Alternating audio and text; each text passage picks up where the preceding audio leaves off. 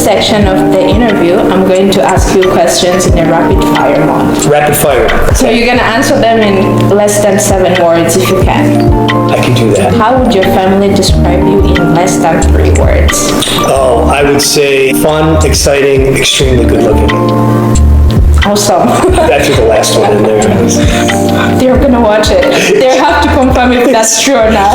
Please don't confirm with them. Let's just go with what I said. When you dance, how do you look like? Surprisingly great dancer. Cool. I'll back that up though.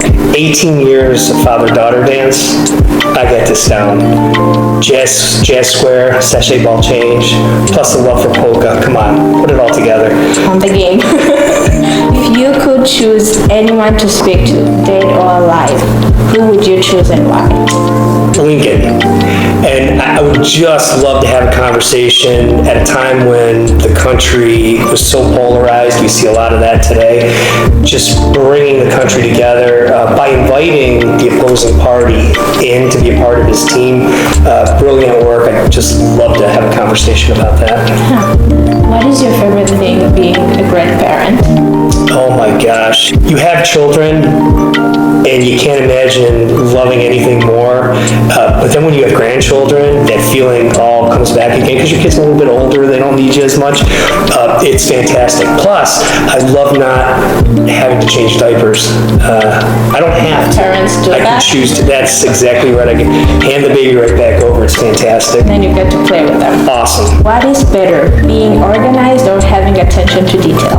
I would say organized just because I can have other people on my team that are very detail oriented. Where would you go if you were invisible? White House. I would love to hear what's happening behind the scenes in the Oval Office. What is the last movie that you watched? The most recent Avatar movie. If you had the magic power, what would you change in the world? I would love to be able to turn back time and just when many of these tragedies take place, can you turn back time and prevent some of these things from happening? Finish a sentence. Leadership is? Service. Where do you go to think? The woods. I love being in the woods. I like to fish. I like to hunt. That's my go-to place. What is the main ingredient to create a positive impact? Trust. What makes you smile? My family. What is the most rewarding advice you've ever given? Can I take more than 3 words? Yes. This one might be tough. I think we've been doing that. I know. We haven't been sticking to the rules, have we? Yeah. It was advice that I gave to a student who was a nursing student who came to my office in tears because she had failed one of the science courses and she wasn't going to be able to continue as a nurse. And the advice I gave her was, let's not focus on the things that you can't do or the things that you're not strong at. Let's focus at the things that you can do and where your strengths are at. And that young lady is actually the CFO of a large healthcare organization today. I'm not taking credit for her success, obviously, but she changed majors, focused on her strengths. She was organized. She was great at numbers.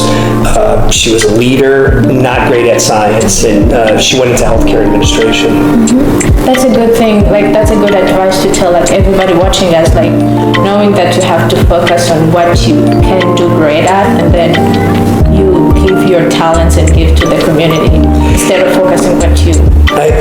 You're absolutely right, and I changed majors 3 times in school, and actually I went to 3 different institutions until I found an institution that was home. And so when students transfer here or they have to change majors, we see it sometimes as a failure. It's not a failure at all. It's part of the experience to discover where your strengths are. Yeah. Would you compare like the 2 fields that you're in, being in occupational therapy and now in the higher education?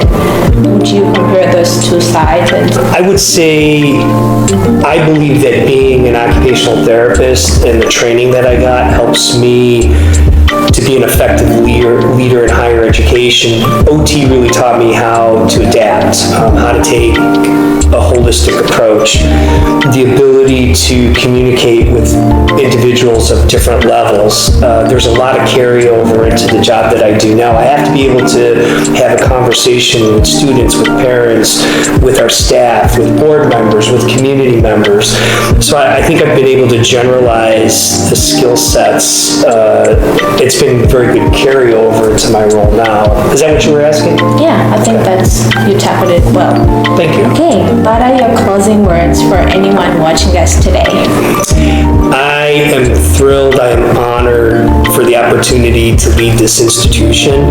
I will support this institution and all of our faculty, staff, and students the best I can. And what I'm asking from all of our faculty, staff, students, alumni, community members, there's going to be times that I'm going to need your support as well. And I'm looking forward to working with all of you. Thank you so much for your time. Thank you for being here.